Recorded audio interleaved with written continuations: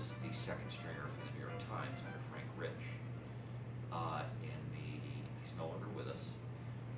There was a downtown playwright and director and performer named Charles Ludlam, a queer performer, who started the Theater of the Ridiculous. He had a whole ridiculous manifesto, which has been in my head working on these plays.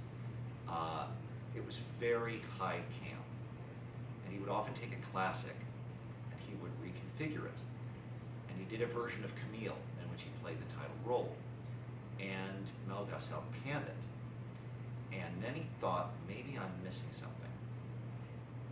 So he went and took acting lessons from Ludlam. That's journalism. A journalist investigates what he doesn't understand in order to illuminate it. And I think that's what an artist does, and I think that's what a critic should do. Robert Brustein says something in a column he's written for Sides, and Robert Brustein was my boss at the American Repertory Theater. And that the distinction between a reviewer and a critic is a reviewer is interested in product, like Mr. Puff, who's a salesman, and a critic is interested in process. Tom Stoppard spent some time as a critic, and it's from his experiences as a critic that Inspector HOUND was birthed.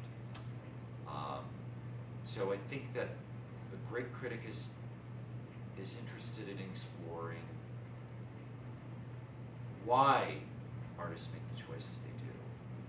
And a great critic is also able to place a work and an artist's work in the context of an artist's career, because he has a long memory, and a historical context.